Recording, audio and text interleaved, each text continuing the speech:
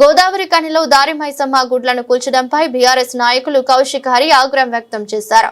గోదావరి కని పట్టణంలో గురువారం తెల్లవారుజామున అన్ని ఏరియాల్లో ప్రధాన రహదారుల పక్కన ఉన్న దారి మైసమ్మ గుడ్లను తొలగించారు.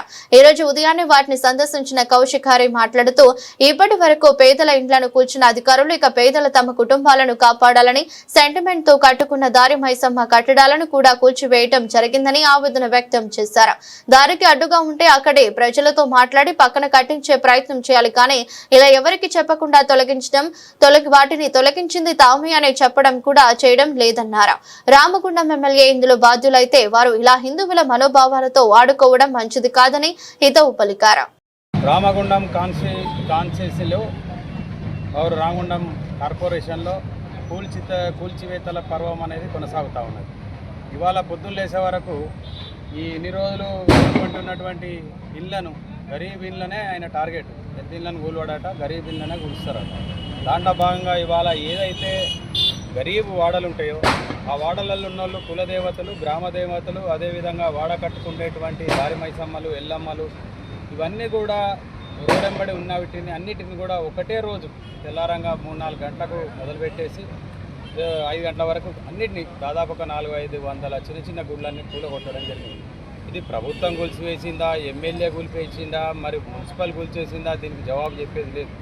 ఇట్లా హిందూ ధర్మంకు సంబంధించినటువంటి ఆలయాలను కూల్చిగానే ఇది పానిక్ అయ్యి ఇది ఎవడు కూలగొట్టిండో తెలియక పబ్లిక్ రివోల్ట్ అయితే వాళ్ళ పరిస్థితి ఏముండే. ఇవాళ బాధ్యతగా ఇక్కడ ప్రజలు ఉన్నారు కాబట్టి ఈ పరిస్థితి నడుస్తామని ఇది ఎవరు కూల్చిండ్రో వాళ్ళు జవాబు చెప్పాల్సిన అవసరం ఉన్నది. అట్లనే రోడ్డుకి ఎక్కడైనా అబ్స్ట్రక్ట్ ఉంటే ఆ వాడకట్టులను పిలిచి చెప్తే వాళ్ళే పక్క కట్టుకుంటారు. ఇక జ్ఞానం కూడా లేదు ఎవరు కూల్చిన వాళ్ళకు. నీ ఇష్టారీతిగా ఇళ్ళను అట్లనే కూలుస్తున్నారు. ఈ చిన్న చిన్న గుళ్ళను ఏంటంటే గరీబుల మీదనే దాడి జరుగుతుంది. ఇక్కడ ఏం చెప్తాడు, ఈ గుళ్ళ కొట్టి నాకు కనబడద్దు, 2 ఫ్లోర్లు వేసుకోవాలి, నేనే డిజైన్ ఇస్తా, అందంగా ఉండాలని ఇళ్ళకి చెప్తాడు. ఇక్కడ ఏం చెప్తాడు, చిన్న చిన్న గుళ్ళు కనబడద్దు, నాది ఒక్కటే ఆంజనేయ స్వామి గుడి కట్టాలి, నేనే వచ్చాడు లంగా పైసలతోటి కడతాన్నాడా అని చెప్పి అది చెప్తాడు. ఇట్లా ఏ విధంగా నిన్న అక్కడ పోయి చూసినాం మేము. ఏదైతే మన మేడారం జాతరల గోదావరి కాడ పోతే అది రినోవేట్ అవుతూ ఉన్నది. అక్కడ కూడా ఆయన ఆ గద్దెల మీద రినోవేట్ అయ్యే గద్దెల మీద బూట్లతోటి మొత్తం మంది తిరుగుతూ ఉన్నది. ఇది ఏ విధంగా ఆయన ఎవరికి జవాబుదారీగా ఉన్నాడు? ఇవాళ హిందూ మతాన్ని టార్గెట్ చేసుకునే విధంగా ఆయన పనులు నడుస్తూ ఉన్నాయి. ఎక్కడన్నా ఓపెనింగ్లో అయితే కొబ్బరికాయలు కొట్టడా కూడా బూట్లు వేసుకొని కొడతా ఉంటాయి. అదేవిధంగా ఇవన్నీ కూడా పూల కొట్టడాన్ని అందరికీ మనోభావాలు ఉంటాయి, ఆ వాడ కట్టుకున్న వాళ్ళకు ఉంటాయి. దాన్ని ఎందుకు కూల్చిర్రు?